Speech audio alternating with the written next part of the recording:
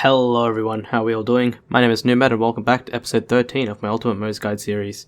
Today we are continuing the mini-series where I go over the best weapons from each manufacturer, just to give you guys some ideas who are planning to do some manufacturer allegiance runs or something like that, and also just a bit of a guide on what weapons you should keep an eye out for while just generally farming. I also want to point out that I've also started streaming on Twitch, so if you're keen on joining in the fun, I'll be putting the link in a pinned comment down below. But now that's out of the way, let's just get straight into the video.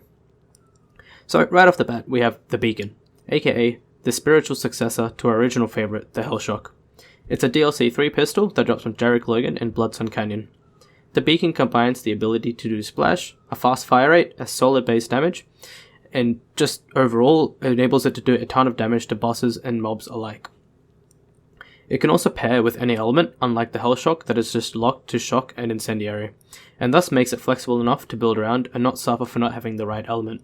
Pairing this with a 390 Noit and a Minesweeper class mod is a match made in heaven, and you can rest easy knowing this pairing will allow you to tear through literally any content in the game without breaking a sweat.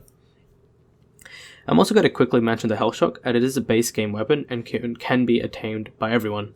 What it may lack in the ability to do splash like the Beacon does, it does make up for it by having a ×2 projectile variant that also has faster bullet speed, making it a bit more usable for longer range engagements.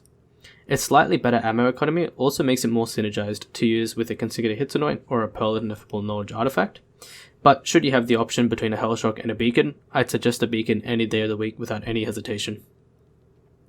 Our next weapon on the lineup is the Thunderball Fists. Now, I already spoke about this weapon in a bit more detail in my previous video, specifically on the best pistols for Moze, so we'll keep this quick. Put simply, this gun has flown under the radar of a lot of people and should not be underestimated.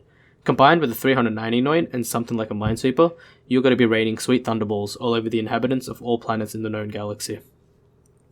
Skipping right along, we have our new shiny Maliwan shotguns. Starting with the Flacker. Oh wait, no, I meant the Nothingness. The Nothingness is a DLC 2 shotgun that drops from Gamork in the Kenkerwood.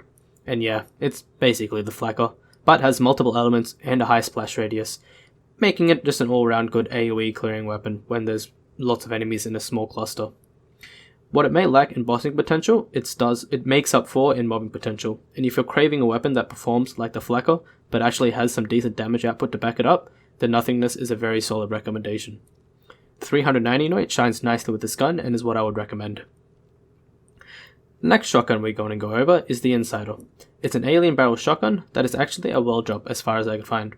If there is actually a drop source for this, please let me know in the comments below. But yeah, the Insider is a solid shotgun that reminds me of something like the Trevenator. Multiple projectiles, high fire rate, high damage, and the ability to do splash should never be underestimated if a shotgun can tick all those boxes. With something like the 390 Noit, the Blastmaster, or a Minesweeper class mod, this shotgun is incredibly solid and is definitely one of the better shotgun alternatives for Moze. And now we arrive at the powerhouse of Maliwan weaponry, aka the Flipper SMG. It's a DLC 3 weapon that drops on the Minosaur in Bloodsun Canyon.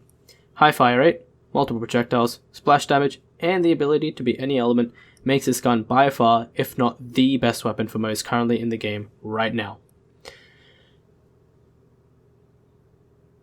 This weapon can make effective use out of multiple class mods like the Minesweeper and the Blastmaster, and anointments like the 390, consecutive hits, and the 200% splash anoint all work incredibly well. Now, we do have to consider that the Flipper is a DLC 3 weapon, and not all of you guys have DLCs. So, we can also touch on the base game equivalent, which is the Kybs Worth. It's a drop from Wotan the Invincible in the Maliwan Takedown raid, and is an incredibly solid weapon if you don't have access to the DLC 3. In fact, the Kybs Worth was one of Moze's best weapons up until the point that the Flipper came out, and yeah, basically power creep that. But, should you not have the DLCs, the Kybs Worth is an incredibly solid alternative. The Kybs can have a ×1, ×2, and a ×3 projectile variant, and with anoints like the consecutive hits, 390, and the splash anoints accessible to it, makes it a very solid alternative to the Flipper. Its fire rate balance also enables it to make good use with things like the Green Monster class mod to get access to a multiple element bullet hose should that be what you're after. And winding up the Maliwan weapons, we have the Krakatoa and the Complex Root sniper rifles. Let's start with the Krakatoa first. The Krakatoa is a base game sniper that's gone through multiple weapon balances to make it a solid weapon to use in its current state. It drops from Tumor Head in Electricity, and although it is locked to Incendiary, it is still a very solid all-round sniper for Moze to use, and its fire rate allows it to be used very easily in a bottomless mag setup to use a sniper as a very versatile mobbing weapon. Stick a 390 unit on that and you're good to go, and should you want to do bossing with this, get one with a 200% splash rate and you'll be right as rain. Moving on, and wrapping up the list for our Maliwan weapons, is the complex route, aka the tactical nuke. This sniper drops from Laney Dixon in Ashfall Peaks in the Bounty of Blood DLC. This sniper will guarantee killing literally everything you can see on the map, but also yourself. Go big or go home, right? The 390 unit works incredibly well with this lethal weapon of mass destruction and can be used for both bossing and mobbing alike. So yeah, that rounds out what I think are some of the best Maliwan weaponry you can find for Moze to smash through any content currently in the game. Like always, if you have any questions or suggestions for future videos, don't forget to let me know in the comments below. Thank you all so much for watching, take care of yourselves, and I'll see you guys in the next video. See ya!